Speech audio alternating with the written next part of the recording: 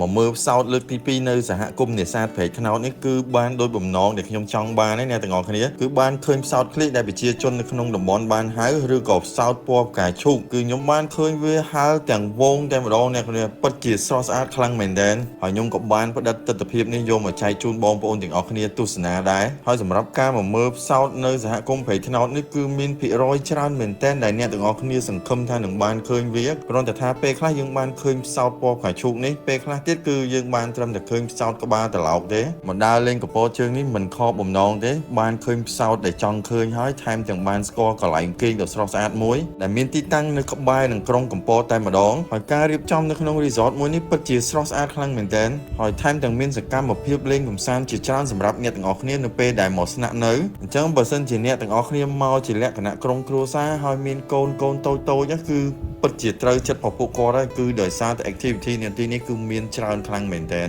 resort ដ៏ស្រស់ស្អាតមួយនេះមានឈ្មោះថាកំសាន្តកំពត resort ដែលមានទីតាំងនៅជាប់នឹងដងព្រែកនៃខេត្តកំពតតែម្ដងបងប្អូនទាំងអស់គ្នាហើយនេះគឺជាបន្ទប់គេងដែលមានភាពធំទូលាយនិងមានការរៀបចំបានប្រណិតស្អាតខ្លាំងមែនទែនហើយទិដ្ឋភាពនៅខាងក្រៅក៏មានភាពធំទូលាយដែលបងប្អូនទាំងអស់គ្នាអាចជិះកង់លេងកម្សាន្តនិងជិះទូកកាយ៉ាក់លេងបានផងដែរហើយខាង resort ក៏មានជាប្រភេទម៉ូតូទឹកនិងម៉ូតូកង់4សម្រាប់បងប្អូនទាំងអស់គ្នាជិះលេងកម្សាន្តដែរ resort មួយនេះមានឈ្មោះថាកំសាន្តកំពត resort ពិតជាស័ក្តិសមនឹងឈ្មោះមែនគឺនៅក្នុង resort មានសកម្មភាពលេងកម្សាន្តច្រើនខ្លាំងមែនទែនក្រៅតែពីសកម្មភាពលេងកម្សាន្តជាច្រើនហើយ resort មានកន្លែងអង្គុយញ៉ាំអាហារដ៏ស្រស់ស្អាតខ្លាំងមែនទែនជាមួយនឹងទិដ្ឋភាពថ្ងៃលិចបងប្អូនទាំងគ្នាដែលនៅជាប់នឹងមាត់ព្រែកតែម្ដងកន្លែងនេះខ្ញុំ recommend មែនទែនគឺយើងញ៉ាំអាហារបណ្ដើរយើងអង្គុយមើលថ្ងៃលិចបណ្ដើរទទួលបានអារម្មណ៍ relax ល្អខ្លាំងមែនទែនដែលកន្លែងញ៉ាំអាហារនេះមានទីធ្លាវាលស្មៅធំមែនទែនដែលជាប់នឹងមាត់ព្រែកតែម្ដងហើយយើងអាចមកជាលក្ខណៈគ្រួ